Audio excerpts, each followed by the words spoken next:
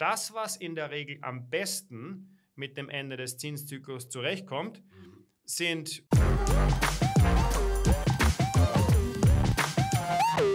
Servus und herzlich willkommen in einem neuen Video der Mission Money. Ja, irgendwann dieses Jahr soll sie ja endlich mal kommen, die große Zinswende. Und wir wollen natürlich heute mal klären, wer und was profitiert davon eigentlich? Welche Anlageklassen? Sind das vor allem die Aktien? Sind das eher die Anleihen? Ist es beides? Muss man beides haben? Dafür haben wir uns einen spannenden Gast eingeladen. Er ist zum ersten Mal hier bei der Mission Money dabei. Ich freue mich sehr. Er ist Multi-Asset-Experte bei JP Morgan Asset Management. Herzlich willkommen, Jakob Tanzmeister. Hallo, grüße Sie. Ja. Freut mich sehr, dass Sie bei uns zu Gast sind. Tja, jetzt haben wir die ersten Monate dieses Jahr schon ein bisschen gesehen. In den USA wird so peu à peu die ein oder andere Zinssenkung ausgepreist. Diese ganze Anfangseuphorie, 150 Basispunkte, glaube ich, waren es am Jahresanfang noch und 6 Zinssenkungen. Jetzt sind es derer, glaube ich, nur noch 3. Jetzt sind wir bei knapp 0,75. Wie ist da eure Einschätzung? Ist das ein eher realistisches Ziel oder ist das immer noch zu euphorisch, wenn man sich das Gesamtbild mal anschaut in den USA? Ich glaube, entscheidend ist erstmal, dass wir einen gewissen Konsensus haben, dass wir jetzt den Zinsgipfel erreicht haben und uns dann auch mittelfristig Richtung Abstieg aufmachen können. Und das ist wichtig, weil wir in den letzten 2 Jahren von den Notenbanken weltweit den sicher schärfsten Zinszyklus mindestens der vergangenen 40 Jahre serviert bekommen haben. Das war schwer verdaulich für Assetklassen wie Bonds, Anleihen und auch die Aktienmärkte haben das nicht immer ganz gutiert. Es waren wirklich 95% aller Notenbanken weltweit, die die Zinsen angehoben haben. Und jetzt verdichten sich die Vorzeichen, dass es langsam aber sicher in eine andere Richtung geht. Wie schnell, wie umfänglich ist eine große Debatte. Aber wenn wir in die Vergangenheit blicken, und wir haben da relativ ausführlich auch Analysen gemacht in den letzten 40 Jahren und 6 Zinszyklen angeschaut, typischerweise gehen die Zinsen im Schnitt 8 Monate nach der letzten Zinsanhebung wieder runter. Ja, wie ausführlich und wie schnell hängt dann im Endeffekt vom Konjunkturzyklus ab. Und momentan ist einfach die Wirtschaft noch viel, viel stärker, als viele, gerade in den USA, noch vor einem guten Jahr erwartet haben. Und damit zeichnet sich ab, dass es einfach ein bisschen ein längerer Zinszyklus wird. Aber wir sind trotzdem der Meinung, es geht dieses Jahr mit den Zinsen runter. Im Endeffekt, glaube ich, für den mittelfristigen Anlageerfolg von einem Multi-Asset-Portfolio ist gar nicht so ausschlaggebend, ob die erste Zinssenkung im Juli kommt, ob es im September ist, ob wir 3, 4 oder 2 Zinssenkungen sehen. Wir müssen nur, wie gesagt, diesen Konsens haben, dass der Zinsgipfel jetzt erreicht ist, dass wir über dem Scheitelpunkt drüber sind und dann ändern sich die Vorzeichen für viele Assetklassen.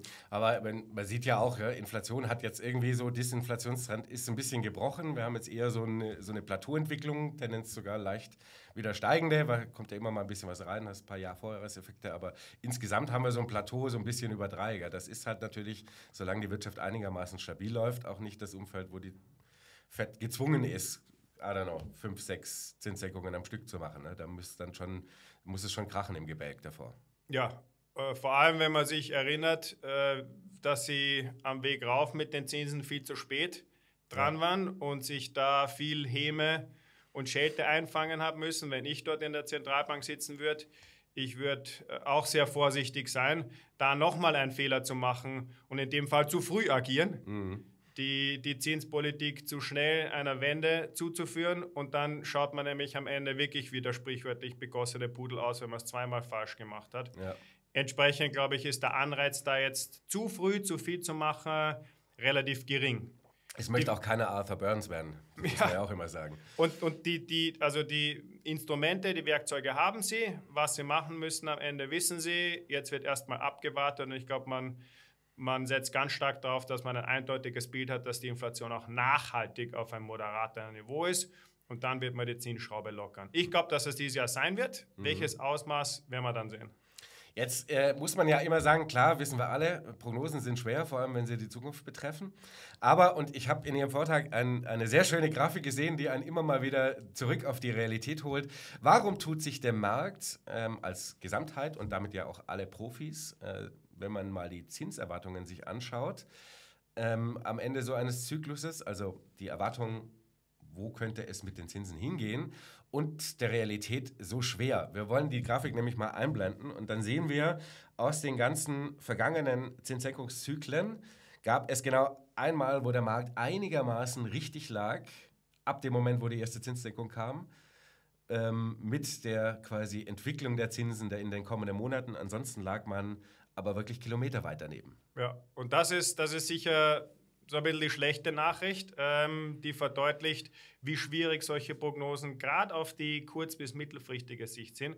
Weil was die Grafik zeigt, ist eben den Zinsverlauf, effektiv der Leitzinsen und dann, was der Markt nämlich einen Tag, also sehr kurzfristig auch vor der ersten Zinssenkung eingepreist hat, fast immer entweder zu wenig oder zu viel.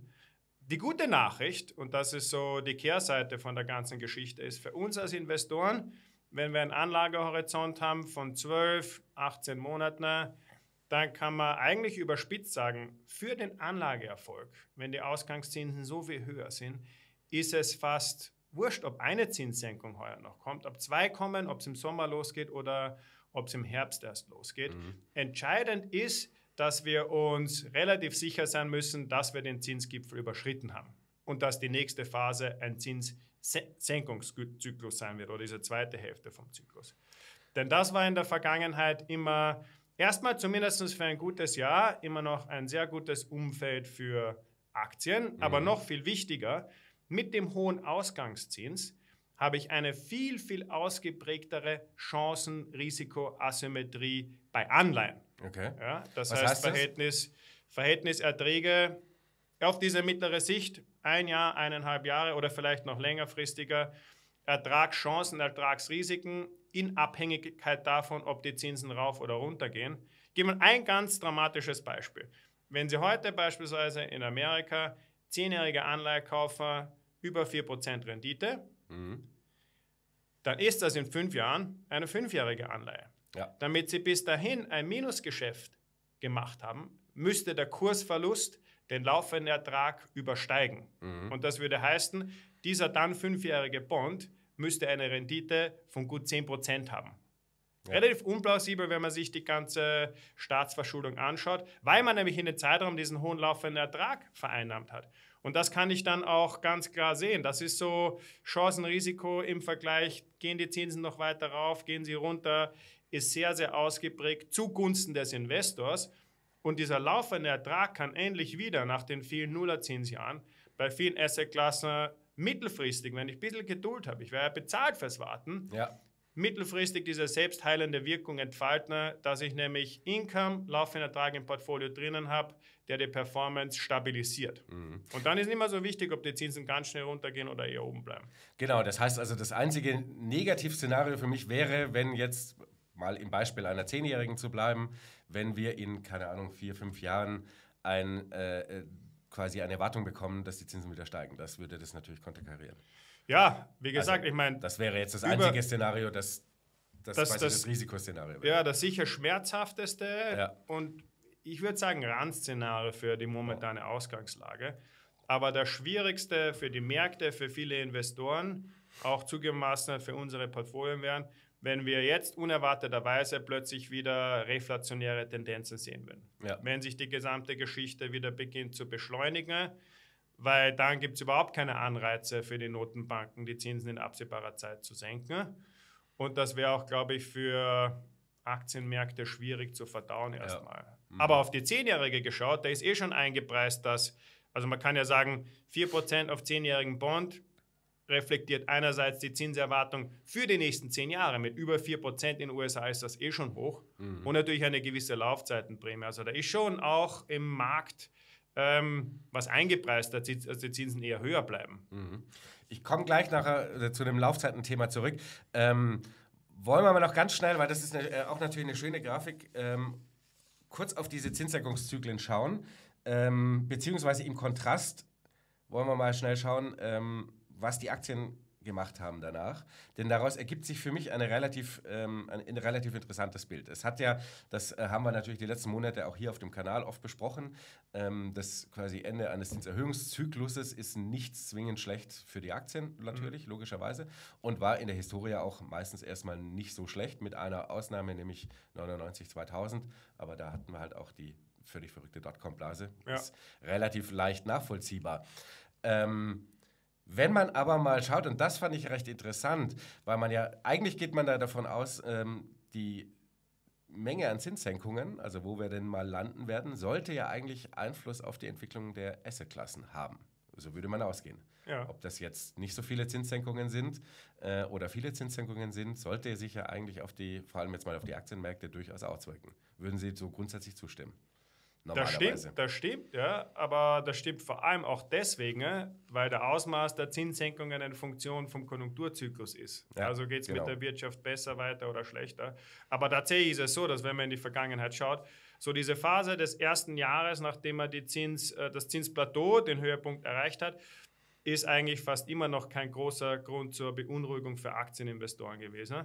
Mhm. Und das kann man fundamental einfach daran festmachen, dass es in der Regel immer Zeit braucht, bis höhere Finanzierungskosten dann auf die Gewinne durchschlagen und je nach Zyklus die Konjunktur und die Gewinnsituation bei den Aktien belasten. Und darum sieht man auch, dass, wenn man das zweite Jahr nach dem Zinsgipfel genauer analysiert, dann franzt das Bild viel stärker aus. Dann war nämlich die Streuung auch in der Vergangenheit riesengroß und reicht von Kursgewinne auf 2 Jahre betrachtet plus 60% oder im schlimmsten Fall minus 25% nach dem Platzen der Internetblase. Also, und das ist alles so eine Konsequenz eben, wie robust ist die Gewinnsituation bei den Unternehmen.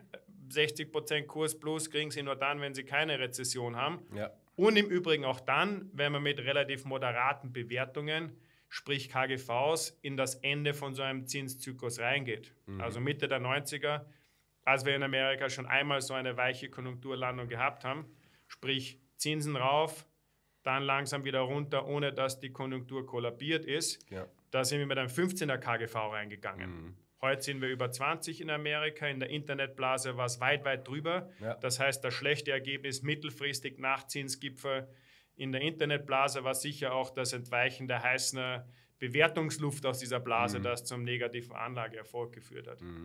Und trotzdem, und das fand ich total interessant, dass man sieht, dass man 2 total konträre Entwicklungen hatte, nämlich aus der Zeit 94, 95 ist also das einzige, sagen wir mal, Soft-Landing-Szenario, das wir so über die letzten Jahrzehnte so richtig kennen, also dass wir aus diesem hohen Zinszyklus raus sind und keine Rezession bekamen. Das war die Phase, wo es einen relativ kleinen Zinsschritt nur gab. Und das war die auf die folgenden 2 Jahre gesehen beste Zeit für den S&P 500. Und der zweitbeste Zyklus war in den 80er Jahren mit der größten Zinssenkungszyklik oder des größten Zinssenkungszykluses, so heißt es richtig. Das war dann die zweitbeste. Und das ist ja genau dieses Spektrum eigentlich. Ne? Ist ja eigentlich genau gegensätzlich, die Entwicklung. Ja, das war aber auch eine Ära, wo die Notenbank extrem aggressiv damals unter Volcker, aber auch erfolgreich gegen die Inflation vorgegangen ist. Ja, da waren die Renditen auf 10-jährigen Bonds über 12%. Ich glaube, das wünscht sich heute niemand. Nein. Aber das hat dazu geführt, dass die Inflation, der ist da gar ausgemacht worden, Konjunktur ist wieder ins Laufen gekommen, gerade in Amerika, und das hat die Aktienmärkte beflügelt. Was für mich interessant ist so auch dieses mittlere Szenario, das wir um die Finanzkrise herum gesehen haben. Da sind die Aktien erst einmal ein Jahr noch gut gelaufen, gut plus 20%, und dann ist es auch wieder nach unten gegangen. In dem Fall, weil die hohen Zinsen, die hohen Finanzierungskosten dann letztlich den Immobiliensektor ins Wanken gebracht haben, der dann über die ganzen Geschichten, die wir kennen, letztlich fast das ganze Finanzsystem ins Wanken gebracht hat. Und dann sind alle kurzfristigen Gewinne auch wieder passé gewesen. Also das ist eher so der typische längerfristige Zyklusverlauf, wo auch die Aktienmärkte eine Zeit brauchen, um zu realisieren, höhere Finanzierungskosten drücken auf die Margen, drücken auf die Gewinne, und dann wird langsam auch den Aktionären bewusst oder den Aktieninvestoren bewusst, dass der Zyklus dreht. Was sind so typischerweise, wenn man die vergangenen Zinszyklen sich anschaut, was sind so die besten Aktienklassen für die Zeit nach dem Ende des Zinserhöhungszykluses, also in der wir uns jetzt mutmaßlich sicherheitshalber befinden? Gute Frage. Ich glaube, das, was man relativ eindeutig erkennen kann, ist, wenn man in die Aktien reinschaut und sich Stile, Regionen, Marktkapitalisierungen anschaut, das, was in der Regel am besten mit dem Ende des Zinszyklus zurechtkommt, sind Unternehmen, die hohe Gewinne in Form von wirklich freien Cashflows, also real existierende Gewinne haben, die geringere Verschuldung haben, die gestandene Geschäftsmodelle haben, also alles so Eigenschaften und Charakteristika, die man mit diesem Faktor Qualität assoziiert. Ja, und da ist ja auch viel momentan in aller Munde. Das trifft typischerweise auf etablierte Unternehmen zu, die oft auch Dividendenzahler sind. Trifft heute auch teilweise auf diesen großen Technologiekomplex zu, muss man sagen. Aber was dann noch auch gut funktioniert bei steigenden Finanzierungskosten und geringerem Wachstum, ist das Thema niedrigere Bewertungen. Ja, also das ist so eine Schnittmenge Qualität, Substanzwerte, Value und die findet man ganz häufig bei Dividendenzahlern im Dividendensegment. Nicht das, was momentan das Marktgeschehen dominiert. Absolut nicht. Nein. Das sind die großen Wachstumstitel mit ihren Marktkapitalisierungen. Aber historisch gesehen ist eigentlich das genau der Bereich vom Aktienmarkt, der am besten durch das Ende vom Zinszyklus kommt. Und zwar im Durchschnitt absolut, aber vor allem auch wichtig, was die Streuung angeht. Weil die ja bei den Aktienszenarien, wie wir gesehen haben, riesengroß ist. Kann es natürlich auch damit zusammenhängen, dass zum Beispiel klassische zinssensitive, das war ja eher, sagen wir mal, Small-Cap-Bereich, der nicht so geile Technologiebereich oder noch viel mehr zukunftsorientierte Bereich, sprich noch nicht mit den dicken Cashflows und Gewinnen gesegnete Wachstumssegmente, die also viel sensitiver auf Zinsen reagieren, weil sie eben eine hohe Finanzierung haben und so weiter und so fort, dass die jetzt über die Vergangenheit nicht so performt haben, weil wir natürlich mit einer Ausnahme immer in eine Rezession abgedriftet sind. Das ist natürlich das Gegenbeispiel, ne? Ja, also gerade natürlich Small Caps, kleiner kapitalisierte Unternehmen haben auch einen, wenn man so möchte, Nachteil, dass in der Regel die Finanzierungen nicht so langfristig sind, dass deutlich mehr variabel finanziert und da schlagt sich dann Straffung der Geldpolitik, höherer Zins viel schneller durch. Wie übrigens auch in vielen Märkten im Immobilienbereich. Ja. Was ich beeindruckend finde, ist, wenn man sich heute im Large-Cap-Aktienbereich das Verhältnis der durchschnittlichen Zinslast zum Vorsteuergewinn anschaut, dann ist dieser Quotient, dieses Verhältnis auf dem niedrigsten Wert seit 60 Jahren. Und zum ersten Mal geht er kontinuierlich in den letzten Jahren runter, während wir 2 Jahre rasant steigender Zinsen gesehen haben. Und das ist einfach Beleg dafür, dass die Gewinnsituation als Ausgangslage enorm robust ist. Aber das Zweite, und das ist fast, glaube ich, entscheidender, ist ein ganz klares Indiz dafür, dass diese großen Unternehmen die Nullzinsjahre genutzt haben. Um sich langfristig zu verschulden. Richtig, und zwar zu niedrigen Zinsen. Und das dauert dann einfach. Und das ist ein ganz klarer, glaube ich, Beleg dafür, dass wir tatsächlich dieses Mal einen längeren Zyklus haben können, trotz dieser rekordverdächtigen geldpolitischen Straffung dieser steigenden Zinsen. Zumindest bei allem, was etwas größer unterwegs ist. Bei den Kleinen sieht die Lage anders aus. Ja, deswegen hängen die auch alle so hinterher. Ne? Richtig, ja. Oder auch im Immobilienmarkt. Wenn Sie in Amerika schauen, 30-jährige Hypotheken, wenn Sie heute refinanzieren, zahlen Sie über 7%.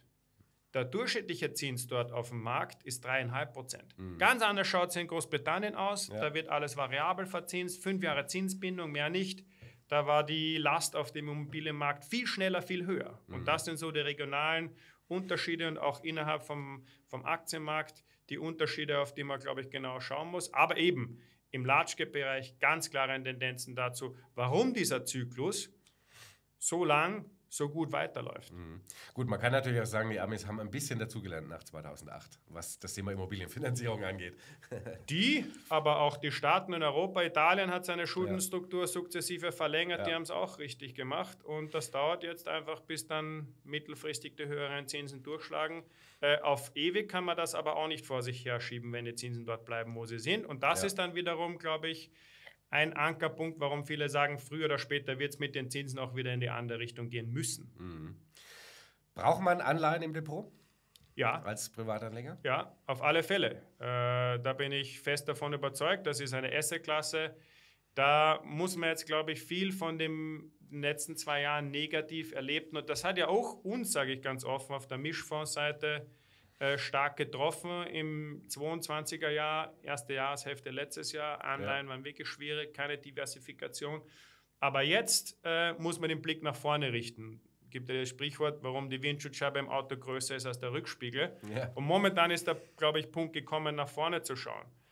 Die Renditen auf Anleihen sind in vielen Bereichen auf mindestens 10 Jahreshochs.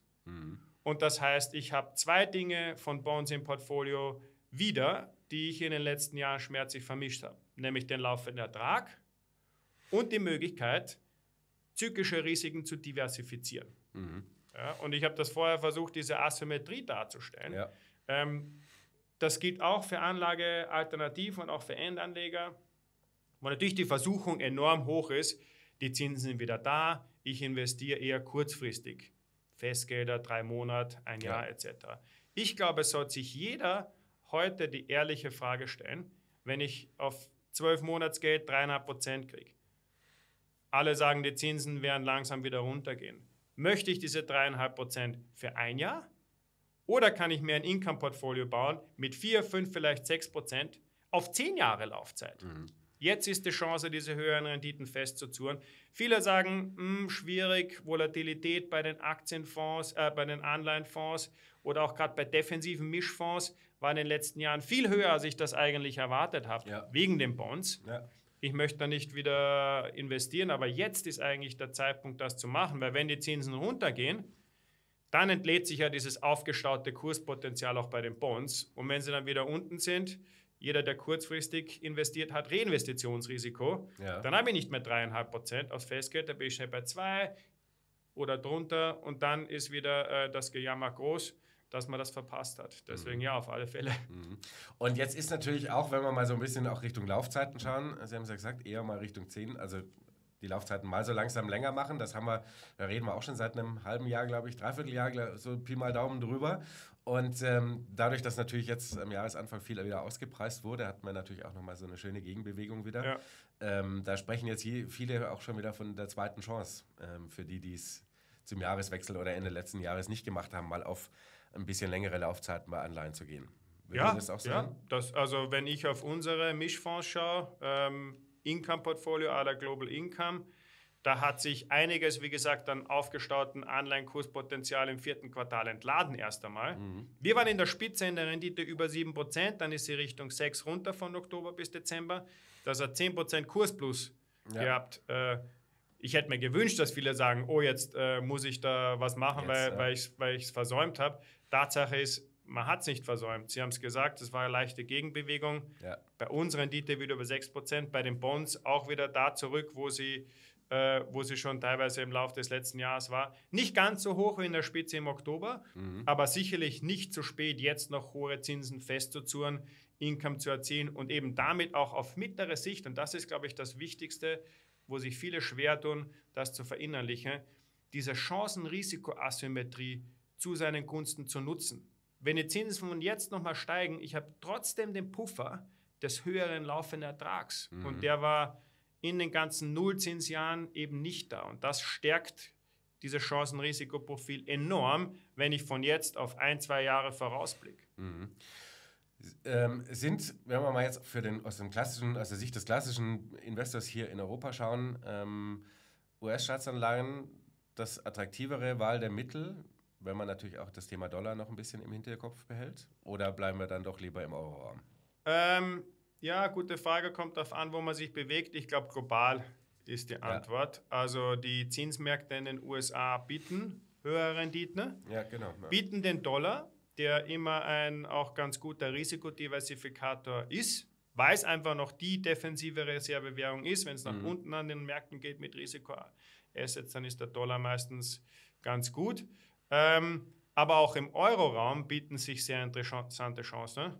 Wenn ich jetzt an Creditmärkte denke, Hochzinsanleihen, die Risikoaufschläge momentan, trotz besserer Bonität in Europa, sind auf Euro-Hochzinsanleihen höher im Schnitt, als es in Amerika ist. Und wir haben Gesamtrenditen von über 6%. Das ist schon ein recht verlockendes Niveau, wenn man breit diversifiziert investiert, gerade wenn keine Rezession kommt, dass man das mitnutzt im Portfolio. Ist High Yield tatsächlich, ich meine, das war ja jetzt letztes Jahr hinten raus schon viele so, da ist jetzt auch schon viel raus an Attraktivität im Vergleich zum Risiko, das natürlich da ist, falls es doch mal noch mal kippelt, weil da die Ausfallquoten natürlich auch höher sind. Also ist High Yield tatsächlich noch ein Markt, wo man sich umgucken kann?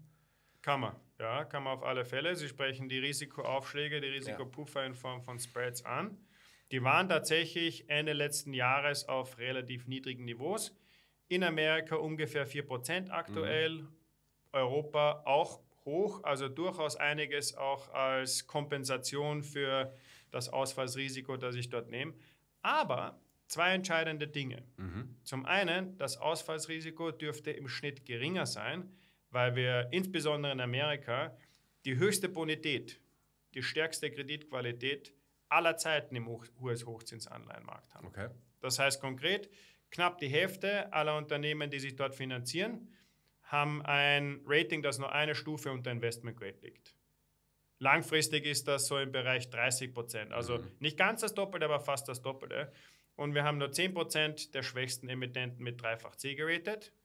Beispielsweise vor der Finanzkrise 07, 08 waren das 20%.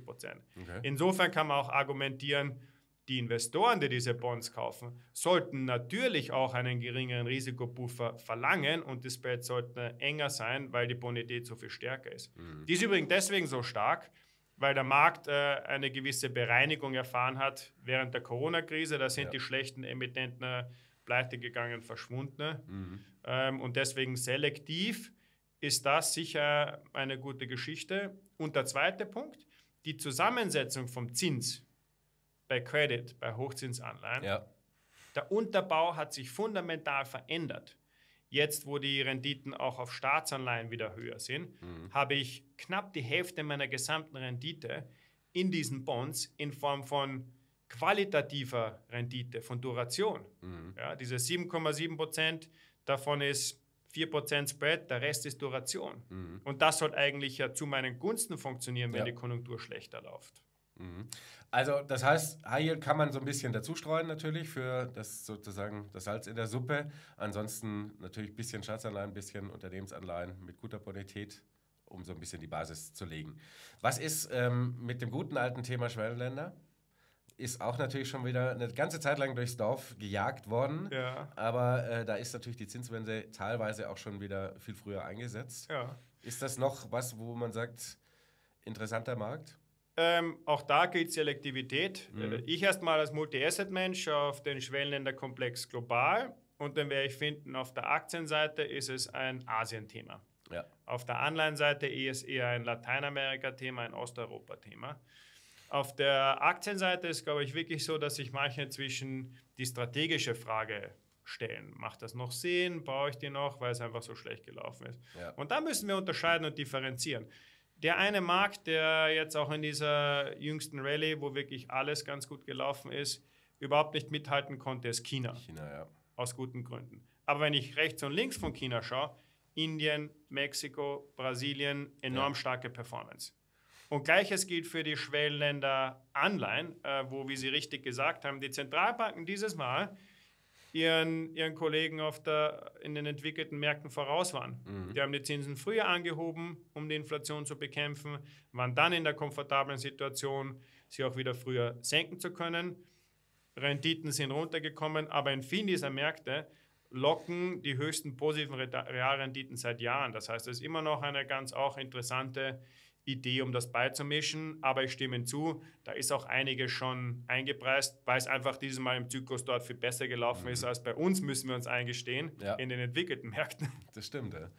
Aha, also das heißt da eher quasi, wie Sie sagen, eher Latein, Südamerika und natürlich auch Osteuropa. Ja, und selektiv, also wirklich selektiv, das ist das Ausschlaggebende, glaube ich. Das ist ein klassischer Markt, wo man aktiv und selektiv investieren muss. There is no free lunch, so war es doch schon immer. Doch, es gibt einen und das ist die Diversifikation. Das stimmt, ja. Die hat aber nicht funktioniert 22, nur, nochmal mit höheren Bondrenditen, ist dieser Free Lunch, den uns die Inflation weggegessen hat, wieder da. Also ich glaube, das wird in dem nächsten Hälfte vom Zyklus ganz anders sich darstellen. Ist eine klassische, vor allem natürlich in den USA sehr beliebt, aber wir sind ja jetzt hier in Europa und mit europäischen Privatanlegern unterwegs. Ist das klassische 60-40 etwas, was so ein Revival erlebt oder ist das so ein, keine Ahnung, so ein Dauerbrenner, der eigentlich gar keiner mehr ist. Ja, also es ist interessant, weil wir machen ja auch diese langfristigen Kapitalmarktprognosen bei JP Morgan, wo wir 10 Jahre in die Zukunft schauen, was sind vernünftige Renditeerwartungen. Und als wir nach diesem Ausverkauf 22 gesagt haben, die Renditeerwartung für dieses klassische, ausgewogene Portfolio 60-40, in Europa von mir aus 50-50, ist so interessant wie seit über 10 Jahren nicht mehr. Die Renditeerwartung ist die höchste seit über 10 Jahren. Hat die Presse geschrieben, JP Morgan lässt das tote 60-40 wieder auferstehen. Ja. Aber es ist so. Ja, natürlich war es eine Konsequenz, no pain, no gain. Der Ausverkauf hat die Bewertungen runtergedrückt, die Renditen bei den Bondmärkten rauf, aber damit ist die Ertragserwartung sprunghaft. Wir machen diese Studie seit 28 Jahren und in keinem einzelnen Jahr war der Anstieg der Renditeerwartung so stark wie nach 22, ist die Renditeerwartung sprunghaft nach oben gegangen. Das heißt, ja, dem 60-40 geht es gut, das erfreut sich Gesundheit und trotz der schwierigen letzten 2 Jahre, das ist immer so die Konsequenz von Krisen, ne? Tun sich Opportunitäten auf und die Ertragserwartung ist besser, als sie zu irgendeinem Zeitpunkt seit 2011 war. Das muss man sich langfristig eben wieder vor Augen führen. Das nehme ich als Schlusswort, als Botschaft nach draußen, vor allem in der Kombination mit No Pain, No Gain. Das hat mir sehr großen Spaß gemacht. Vielen Dank für das Gespräch. Mir auch, danke. Freunde, ich hoffe, ihr konntet ein bisschen was mitnehmen. Schreibt gerne mal unten in die Kommentare rein, wie ihr das Thema Anleihen im Moment anpackt. Wir haben ja hier oft auch schon drüber gesprochen. Ist es die Zeit, wo man ein bisschen was reinlädt, oder bleibt ihr weiterhin auf der Wachstumsaktienseite, wie die meisten von uns allen? Ansonsten vielen Dank fürs Zuschauen, vielen Dank für den Besuch, hoffentlich auf bald und bis zum nächsten Mal. Ciao.